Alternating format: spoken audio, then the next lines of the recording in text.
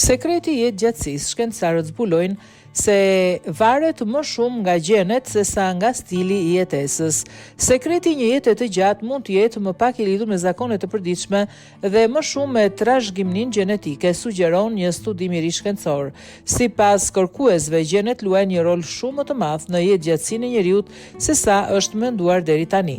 Jetëgjatësia juaj e mundshme është e shkruar në gjenet tuaja sipas një studimi të ri shkencor.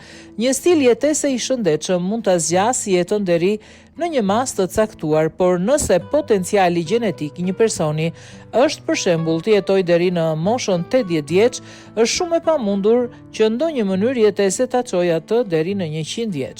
Ky është përfundimi kryesor i një studimi të publikuar të njëjtë në revistën Science. Studimi u drejtua nga Uri Elon i Institutit të Shkencës Weizmann në Izrael dhe u mbështet në analizat thelluara të dhënave nga 3 grupe binjakësh suedez, përfshirë edhe binjak që ishin rritur të ndarë.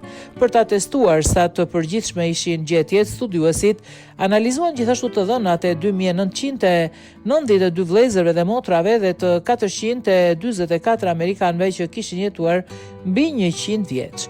Qëllimi i kërkimit ishte të dallonte faktorë të jashtëm që ndikojnë në jetëgjatësi si aksidentet apo infeksionet nga faktori brendshëm, pra trashëgimia gjenetike.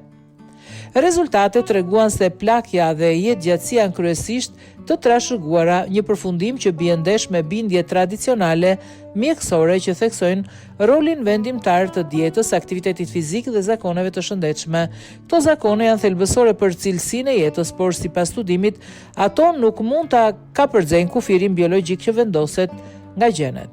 Nëse doni të dini sa shanse keni për të jetuar deri në 100 vjeç, shikoni sa gjatë kanë jetuar anëtarët e familjes suaj geriatrik dhe drejtori i studimit të 100 vjeçarëve të New England në Universitetin e Bostonit, të dhënat e cilit u përdorën në analizë.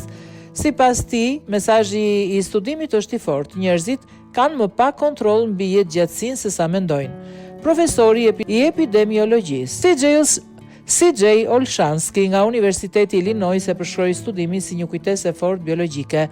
Disa prej nesh po ngasin një Mercedes dhe disa të tjerë një Hugo thaj, duke nënkuptuar se jo të gjithë lindin me të njëjtin potencial biologjik.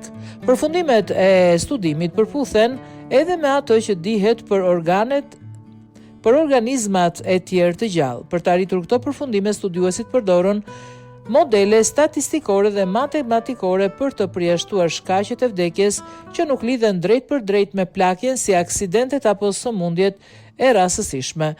Analizat u fokusuan tek binjakët suedez të lindur mes viteve 1900-1935, një periudhë kur pavarësisht luftrave bërthamore, depresionit të madh dhe pandemisë së gripit, u përmirësua ndjeshëm higjiena dhe kujdesi mjekësor. Kjo i lejoi studiuesit vëzhgonin me qartë ndikimin e faktorëve gjenetik. Rezultatet u krahasuan edhe me të dhënat e binjakëve danez të lindur mes viteve 1870 dhe 1900, kur vdekjet nga sëmundjet infektive si kolera dhe difteria ishin shumë të përhapura. Nga shkaqet e vdekjes analizuara, studiuesit zbuluan se kanceri ishte më pak i lidhur me gjenetikën, ndërsa demenca ishte sëmundje më fortë e ndikuar nga trashëgimia familjare. Në fund, studimi arriti në përfundimin se gjenet përmbajnë mbi 50% të ndryshimeve në jetëgjatësi brenda një popullsie, shumë më tepër se vlerësimi prej rreth 25% i studimeve të mëparshme, sipas Alon.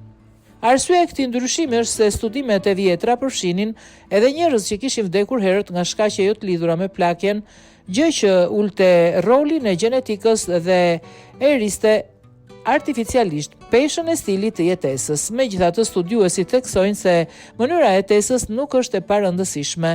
Alon llogariti se zakonet e shëndetshme ose të dëmshme mund të shtojnë ose të shkurtojnë rreth 5 vite nga jetëgjatësia e përcaktuar nga gjenet. Një person me potencial gjenetik për të jetuar deri në 80 vjeç mund të vdes në 75 nëse jeton në mënyrë jo të shëndetshme, ose të arrijë në 85 nëse ndjek çdo rregull të shëndetit. Jo të gjithë shkencëtarët janë plotësisht të bindur Është e vështirë të ndahet qartë biologjia nga mjedisi pasi shumë vdekje ndodhin në një zonë gri ku gjenet dhe faktorë të jashtëm ndërthuren. Megjithatë, ekspertët bien dakord për një pikë. Edhe për ata që kanë trashëguar gjenet e jetëgjatësisë, është shumë e lehtë ta shkurtojnë jetën, por jashtëzakonisht e vështirë ta zgjasin përtej kufirit biologjik.